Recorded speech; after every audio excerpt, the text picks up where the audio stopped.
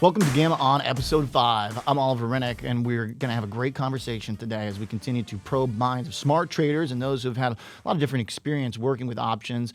And of course, we're still taking that second derivative focus. We've talked about how to calculate gamma exposure. We talked with Jem Carson about the different forms of second derivatives and when to apply each. Today, we're going to be thinking about how to survive and how to thrive and how to get a lunch in a market that, of course, has no free lunch and has gotten progressively more difficult, arguably, as tech improves and gets more advanced. And we're just here with our basics, but trying to pump up our knowledge. Kevin Green with me here in studio, in the podcast room. KG, you the man. Great to see you. Glad to be here. I mean, what a journey already when it comes to Gamma On, right? I mean, we've gone through so much, and we've gotten a lot of great feedback here, Oliver. Now, you're kind of right. I mean, we are in markets right now where volatility now has become a little bit compressed. And so where do we go to look for alpha? How can we actually manage these markets? And what tools are actually in place in order for us to do so here? So I'm actually very excited about what we're going to be talking about here today and the guests that we're going to have on. Yeah, today we've got Noel Smith joining us from Convex Asset Management. He's done hit with us on the network. He's got a really good Twitter. He thinks a lot about dispersion, correlation. So we're definitely going to talk about some of that, but we're also going to kind of just speak as traders who have evolved. Noel has done a lot more evolution than I think either of us in his career, but he started here in Chicago, or maybe not started, but early on was in the floor of the SIBO. He's with us here from Convex Asset Management. Noel, thanks so much for joining Gamma On, sir. Thanks for having me. Okay, so you did build your career basically in Chicago, so I feel like, we were just talking. We've got some friends, some acquaintances that overlap, some folks that are going to be here talking options with us, and I feel like that's kind of the starting ground for knowing someone knows their way around derivatives and options if they built their career basically here in Chicago. Yeah, I'm a Chicago guy, born and bred. Amen. What year were you on the SIBO? What were you trading? So I started on the floor of the SIBO in 1996. And I started trading in the Sears crowd back when Sears was a thing. And then I also moved to, each pit has a name that's like one of the marquee stocks, and there's a bunch of names in that individual pit. But I traded, I don't know, really everything on the floor at some point or another. But some of the more interesting names were AOL, US Robotics, some of the wacky names from back in the day. Am I correct, or should I already kind of correct myself in the statement that things have gotten harder as technology has gotten more powerful? I mean, when I kind of think about the floor trading days, it seemed like there was an element of it. Obviously, that doesn't exist anymore. There's a physical element of it. There is a be there, be seen, be fast. Obviously, the machines have arbed away a lot of that, but I find your career particularly interesting because you seem to have thrived and evolved with kind of each new iteration of tech. So the funny thing about the business is the golden era was always 5 years ago. You can shift that in time wherever you want. So when I first started on the floor, guys were like, oh man, 5 years ago, we used to make so much money. And then, 5 years after that, people used to say that when I started 5 years ago, it was amazing. So the reality is that, it's just changed. So, you used to be able to trade 10 options for 50-cent wide spreads. And then you'd be lucky if you got 12 here and there. Now you can trade 1,000 options for a penny. So it's not necessarily all better or all worse. It's different. In some areas it's worse, in some areas it's better. How would you characterize today when, as KG just mentioned, obviously we've had a pretty big vol compression post-election, but also just kind of thinking more broadly through COVID and after this big explosion of options volume, of trading, of it being kind of the baseline for everyday investors, for retail folks. And I think a lot of folks considered the notion that it would fade post-COVID, and it hasn't. All of the data tell us that the options market is still booming. Does that bring some more discoverable alpha into it in your mind? Does it help improve some of those spreads, some of those margins when there's more folks doing it? Absolutely. It's simultaneously harder and easier. I'll use music as an analogy. If you used to want to be able to record a song, say you were a guitar player or a bass player, you had to go out and buy studio time. You had to spend, $1,000 an hour to do that. Now you can do it on your iPhone. But because everybody can do it on their iPhone, you have to be more unique in that regard. So you have to come up with a little bit more clever ideas, and you have to use different technology. You still have to be different. But the things that were really clever in-house IP 10, 15, 20 years ago you can buy off the rack now. Okay, we'll come back to that point. I like that. Tell me a little bit about sort of your process. Give me like the rundown, like from when you drink your orange juice to when you're putting on your first trade, getting filled. What does that setup look like? Kind of what's the process for the tools, the kind of preparation that you do? Got a lot of screens back there. Yeah, I used to use Blue Velvet, but I didn't trade off of Blue Velvet. So the process, I get up around 4:30, 5 o'clock in the morning. 4:30. And first thing I do is just take a survey. Like, what happened overnight? What did I miss? What are the futures doing? Probably the exact same thing that everybody else is doing. And I look at what has changed since I last put eyes on the marketplace. And then we have, screens that kind of just give me the most relevant information. And then I do probably what everybody else does. I read some of the news, see, why is the market moving? Why isn't the market moving? What happened in, Europe? What happened in Asia? Things like that. And, the options market doesn't really give you information until after the market's open. So a lot of the stuff that I consume from in the morning pre-market is really looking at day in arrears and just sense checking stuff and seeing, how do I want my risk proportion today relative to where it was yesterday? And is that still a good trade? And that's part of my morning process. But a lot of that is just, again, reading some of the macro stuff, seeing what happened in the news. Okay. I was introduced to your account, Noel, through KG. So Kevin, kind of marry these worlds for me, obviously, because I think the first time that we hung out, really like drinking beers and talking markets, at maybe the first Impact that we were at. Yeah. I think you early on also were telling me about the way you were thinking about second derivative functionality as well. How do you kind of figure out who you want to follow? Tell me about how you kind of sift through this information flow of people who think about options. Yeah, I mean, obviously it's still networking, right? And so actually I met Noel at the Options Pit conference out here in Chicago. I believe it was in June of this year. And actually we were talking about Gamma. Well, my presentation was on Gamma. Noel had a presentation, I believe, the day before. And at the end of the conference, they did like a panel. And what was funny, we had a couple of people on that panel. Everybody was great on that panel. But Noel and I were kind of going back and forth, maybe had a little bit of different perspectives, got to the same point, right? But a little bit different perspectives there. And we were kind of just kicking ideas back and forth and ended up making the contact. And I think he's probably one of the greater minds within the markets right now that I in my opinion, and Noel, this is attributed to you. I think you're under followed, my man. Like, you got to get people to follow you a little bit more, because his thoughts on how to trade just in general, and then how to look at certain aspects of the markets, and not only just from a technical standpoint, but also from a fundamental standpoint, is actually very key. And once again, you get people that come and you're like-minded, right? One day, I'm going to disclose a conversation here. No, one day I'm reaching out to him on LinkedIn. I'm like, hey, you got a second? I got a question for you. Yeah. And it was a really quick question about these new dispersion contracts that are coming out on the SIBO, right?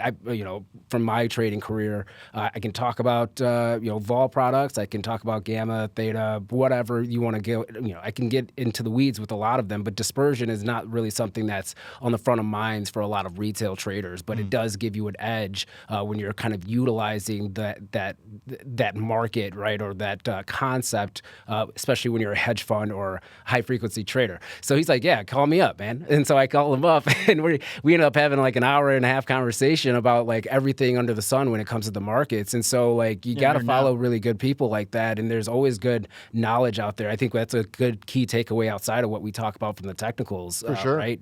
Continue to branch out. Got to continue to learn. Yeah, I want to kind of reach out though, and for Noel, you and I had this conversation offline, and I want to kind of bring it to you to the forefront. Ali's talking about options trading. Now it continues to expand. I'm of the mind that as we continue to get more products, the daily expirations for the index options, little rumors being floated around about maybe having equity options on a daily basis. Let's see if that actually comes to fruition in the next year or what have you.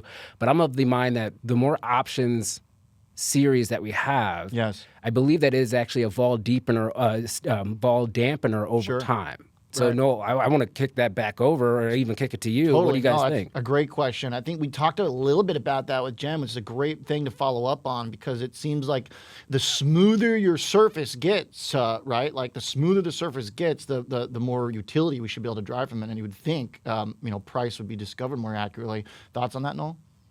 I think that the more choices you have, the more specificity you can add to your choice. So if you own a house in Florida and you need hurricane insurance for the year, Well, maybe you don't want it for the whole year because you don't want to pay those premiums. Maybe you only want it for hurricane season, or maybe you only want it for the week of the hurricane that's headed for your house.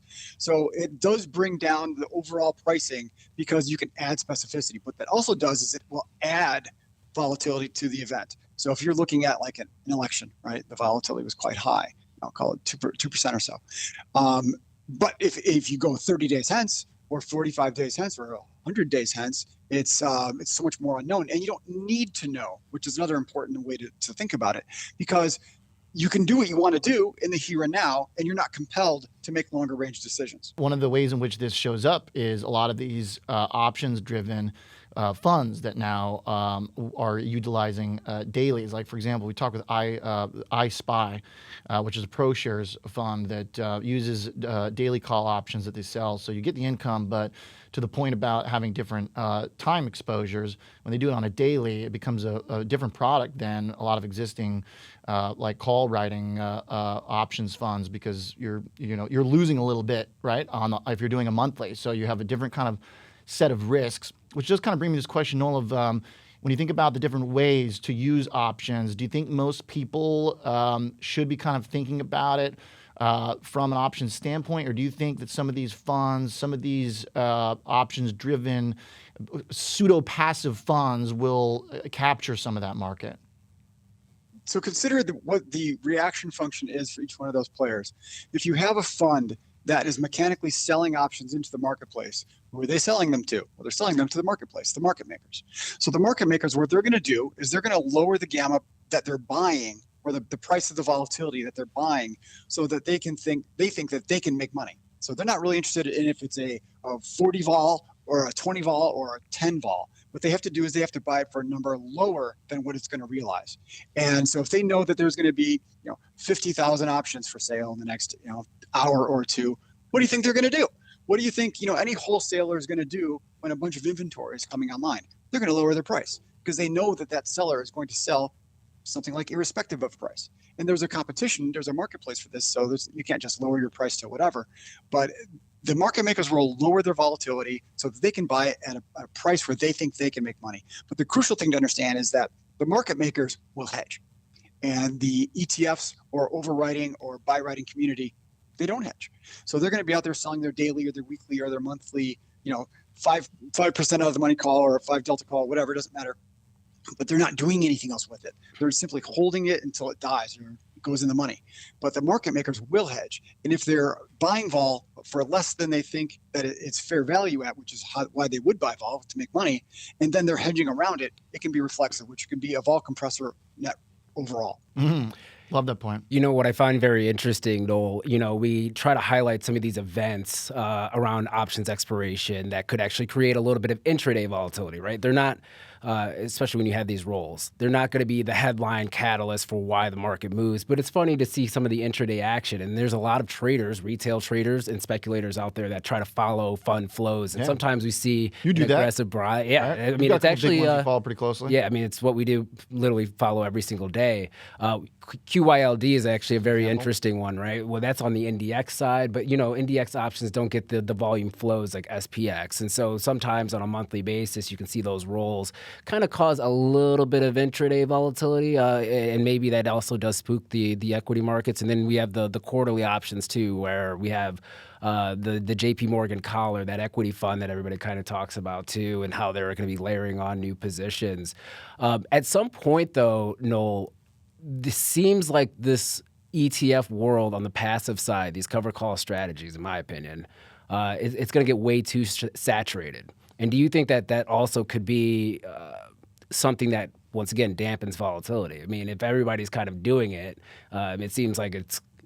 Yeah, it seems like we're at the. Are we going like the short the way to zero? The short vol fund repeat just through a more complicated way? Right. Yeah, that's basically. Are we going down to zero? I mean, are we recreating 2017 by doing this just in a more advanced manner? Playing devil's advocate, what's the problem with that? So what do you care? So if they sell a bunch of volatility and you're able to buy a straddle for zero, I'm being funny, but say you can buy a straddle for 1 vol, 2 vols. So as long as it realizes for more than that, it creates an opportunity for the marketplace. Sure. So if somebody is squishing vol to a level that doesn't make sense on a realized standpoint, that just creates opportunity for the marketplace. So they're sowing the seeds of their own destruction within their strategy. If they just keep selling vol, irrespective of what the realized vol is going to be, they just start losing money. And then if they start losing money, then they start losing business. So the shift that's going to happen in that is really a function of, if they just keep doing something mechanically, they're going to compress vol. And if they compress vol too much, it's going to be easy to buy volatility. I mean, the best trade you can really do is buy a straddle, go to sleep, and wake up with more money in your account. Who doesn't want to do that? So if they're pressing vol down to such a point where straddles or strangles are cheap and you can make money by scalping around it, that sounds like a really good opportunity to me. Could it possibly get to a point where the funds run out of that kind of marginal value for vol compression any further? I mean, does any of this have potential to replicate some of the fund issues that we had in 2018? Noel, is there any way to get into that type of situation again? Those are two separate questions. So, like for instance, right now, the VIX 1D is like 7 and change or something like that, and it's not even going up right now. As we get closer to tomorrow, it's not even going up, which implies that nobody's expecting anything to happen tomorrow. So if these funds keep selling vol lower and lower and lower, eventually what just happens is they just start losing money, or they underperform their benchmark by such a wide margin, they just don't have any more customers. The event in February of 2018 was pretty different. We're coming off of a low vol regime the previous fall, and then market did go down in January of 2018. But the difference is that the marketplace knew how many futures were needed to front run some of these products. So if you knew that they had 5,000 futures to cover the next few minutes, again, the market makers, they're not dumb. They know exactly who's doing and what they're doing and why they're doing it. So they just change the prices. They change the prices so that they can't lose money, or they make a ton. So those two things to me are pretty separate. Yeah, I kind of want to go and expand on that, because that is the misconception out for Volmageddon, right? I mean, that was more, that was an ETN that had the exposure, right? And that was more mechanical in nature. And we kind of throw that term out there every once in a while. We got to know what the actual underlying is and how the structure is of these funds. So that ETN, if you kind of read the prospectus, when they did have it, which no one does, but it's always important to read them because it's the best efforts for them to cover the exposure for their shareholders. And so they got to a point where it was either we're done, or we're going to basically blow up the vol curve in general, right? And that would be a little bit probably more of a systemic issue for them to be able to cover. And also those were kind of futures contracts to be able to cover those positions. So it's always a misconception of like something bad actually happened there, where it was more they were the only player in town that actually could cover that position, and then that domino effect would have pretty much blown up the whole curve. And I think that would have been a bigger issue. I do want to follow up on that though, Noel. How were you guys trading it when you had Volmageddon out there? I think that's actually kind of very interesting, because we don't have market makers that really come on, or those that actually have a lot of experience that says, how in a vol type of environment like that, what do you do, or what did you do in order to be able to protect the portfolio and try to stay, let's say, even delta neutral if possible, if that's where you wanted to skew? Yeah, I always say delta neutral in that situation, when something moves that much. Think about if you are in a situation that's a pickle for you. So say, for instance, you're Mike Tyson and you're in a fight, right? You're in the ring, you have your gloves on, you're ready for a fight. That is totally different than if you're walking down the street and someone comes up behind you and smacks you in the back of the head. What I mean by that is that if you look at what was happening in the vol surface prior to February 5th, 2018, you knew that there was a problem there already. But if you just weren't paying attention at all, and you really shouldn't consider yourself to be a vol trader if you didn't know that, then you were surprised by it. The tell that I talk about, that I've never heard anybody else talk about, is the reversal was being shopped around prior to February 5th. What that means is that the borrow rate was in question. So you can presume from that the ability for people to go out and lend shares was getting more profitable, and to borrow them was getting more expensive, which means the stock was getting harder to borrow, which you could reasonably think that XIV and SVXY were going to be a problem. And that was like the most obvious tell to me. And then again, going into that week, the vols were already elevated. So there's no real reason you should have been short vol going into that event, unless you're just oblivious to what was going on in the marketplace. Noel, is a lot of folks that I think are considered kind of everyday traders, retail traders, if you will. The education, the understanding, sophistication has obviously improved over the last 5 to, obviously further than that. It's kind of always improving, but I feel like substantially over the last 5 years in particular because of how much education was consumed. Obviously, we can see from interest the way folks are trading, not just options, looking at, say, like what they used to use as a market maker move, an implied move for a stock ahead of earnings, kind of used to be a lot of people's, I think, entryway into thinking about options trading. Then you get to this next level, the second derivative, where people look at these things not just as outputs of how they're calculated, but as inputs for their own trading. I'm kind of curious, philosophy-wise, do you see gamma and its second derivative peers as being useful inputs to your process, or do you mostly just look at them as kind of outputs from, the volatility surface, basically? There is no magic bullet. If you think about each one of these data points or these data sets, they are useful on the margin. And I wish that just one of them was like this magic bullet and you could go out there and print money. Right. But unfortunately, it's not like that. So, when you're looking at second order derivatives, or of course we look at gamma, we look at all of them. Are they inputs into what we're looking at? Completely, yes. Are they determining factors as for the strategy? No, they are not. They will inform a trade. Think of it like technical analysis, right? I don't really use technical analysis, which is to say I don't use technical analysis. But if you know that the 200 moving day average is right there at 1,000 and everybody's looking at it, you just kind of pay attention, right? Maybe it's going to bounce, maybe it's going to break through. But I look at it as being maybe a little bit more useful than that, but not wildly more. Okay, understood. Are there particular moments like volatility bouts or particular environments in which you pay more attention to it? Is it like it becomes more useful when things are actually moving a lot? Yeah. So unfortunately, for our talk, this should require a good amount of study. But say for instance, right now in the SPX, you have the 6,000 strike that's really standing out. So invert that. As the trader listening to this, you're thinking to yourself, well, what do I want to do with this? But as the market maker, you're like, oh man, I've got all these options sitting at 6,000. If I don't hedge around them, they're going to die. So now every time, the index goes a little bit above, you sell, and the index goes a little bit below, you buy to try to make money around it so you don't wear the entire theta decay of that position. So I think an instructive way to honestly approach a lot of things in life is to just invert the scenario or invert the roles so that you can think about it from the market maker standpoint. And what is the market maker most afraid of if they own, 600,000 SPX, SPY 600 and SPX 6,000?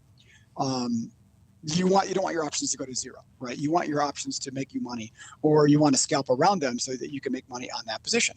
So that's probably a little bit more intelligent way to think about it. So if they are scalping each time, and you've got the market maker, say you have Citadel, Susquehanna, Virtu, whomever else, and they're each getting narrower and narrower and narrower, that's what causes the pin, because each little iteration of a scalping event is slightly less profitable. So they try to front run each other so that they can get in. I love that. KG, we're nodding our heads because it's basically what we talk about every day. And I guess the last point I would say on that is that the reliability of what they do is what makes it useful. Their size obviously can be daunting if you're on that's the whole point. Yeah. To a point. Right. But it's also their size that makes them kind of slower moving and largely predictable, where you kind of know what's going to happen. Yeah. Yeah. To a point. Right. And I think Noel was kind of hitting on a very important part of this whole equation. Time frame matters too. Oh yeah. Right. If I'm a swing trader and I'm looking at 2 weeks, 3 weeks out, yeah, I'm gonna keep levels on my mind because it's just how I am. But I also do know that news flow pushes markets higher or lower, right? Or you can have earnings pushing markets higher or lower. You have passive funds literally every day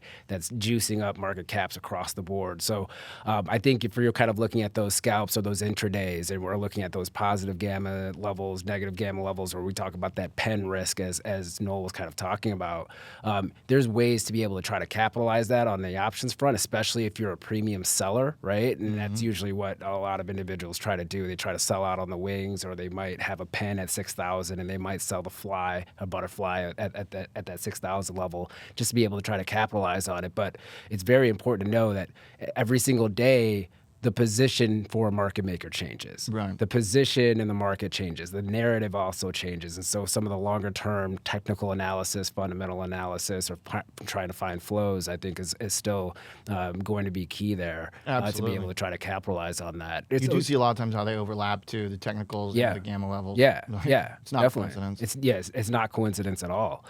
Noel, look, I got to ask you about dispersion. Can you give us a high level of what dispersion is, and then kind of, do you find it to be like really useful for the retail trader, or is that more for individuals that are trading like larger sizes or maybe have larger portfolios and books, institutions like yours?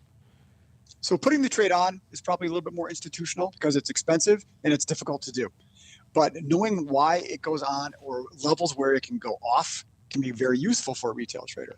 So, if you have a $10,000, Schwab account, do I think you can trade dispersion? I do not. But to know that, Millennium has 500 million notional short Vega on, it's pretty useful. So if you get some idea as to who are the players and why are they doing things, then you can use that as an opportunity. To answer the first part of your question, what is dispersion? Dispersion is taking the single names of an index and trading them against the index. So consider stock A and stock B. You buy options in stock A and stock B, and then you sell the index of AB. So the dream scenario is stock A goes crazy because you're long premium. Stock B goes crazy, up or down, doesn't matter, and you're long premium. But the index, doesn't necessarily do anything. So say stock A goes up 50%, stock B goes down 50%, but the index of AB goes nowhere, and you're short premium in index AB. So you make money on your short premium, you make money on A, and you make money on B. Is the general thing that you watch kind of low vol, high dispersion, right? That's what we're talking about generally? Kind of compressed vol, but high dispersion? Yes. So we typically trade it so that we're short volatility on the index and long single names. Right. That's the normal way to do things. You can invert that, and there's nothing saying that you can't. That's a separate question. But that is the typical trade. But what contributes to that trade? Yeah. It's not any one thing. Like all of this stuff, it's never one thing. Right. Consider the Mag 7 prior to the election, then relative to the election. So if Harris would have won, you assume that certain stocks in certain sectors would have benefited, and other stocks would have been decremented because of that. And the exact same thing in a Trump case. So whatever, they're not necessarily opposites, but you could say something like solar stocks would do better under Harris than Trump, whatever. So there is a dispersion between, say, traditional oil stocks and solar stocks, depending on what candidate carried the day. And that, to me, is a simple way of just saying this is going to go this way, that's going to go the other way. They are dispersed. They're going in different directions. But net, where does the index go? Well, the index has really just gone up and volatility has gone down. So that's another example where A has gone up, B has gone down, but index AB has gone nowhere. So you can make money all around. Dispersion is a cool trade because it's a unique way to make alpha. It is a bit complicated. And dispersion is also like saying medicine. What are you, a heart surgeon? Are you a brain surgeon? Are you a toe surgeon? What does that even mean?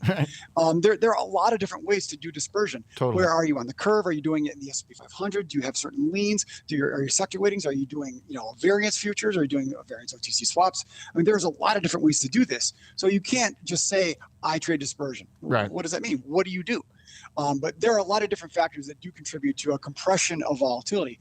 But the same side of that is if there is a risk-off event where things become correlated, where you have to make difficult decisions all at once. If you have to sell your house and you've got a year, the price is different than if you have to sell your house and you've got 10 minutes. Absolutely. So those two things are very different. And that doesn't mean your house is any different or any more or less valuable overall, but your ability to make, or you being forced to make those decisions in haste really does change the price of things. Hey, Noel, thanks for the chat. Thanks for being here. Thanks for having me. Fun discussion. Appreciate it very much. Noel Smith, Convex Asset Management, and Schwab Network's own Kevin Green. I'm Oliver Renick. Thanks for tuning in to Gamma On. Be sure to subscribe to our YouTube and Spotify channels. You can find all of our past episodes there or on schwabnetwork.com. Thanks for tuning in.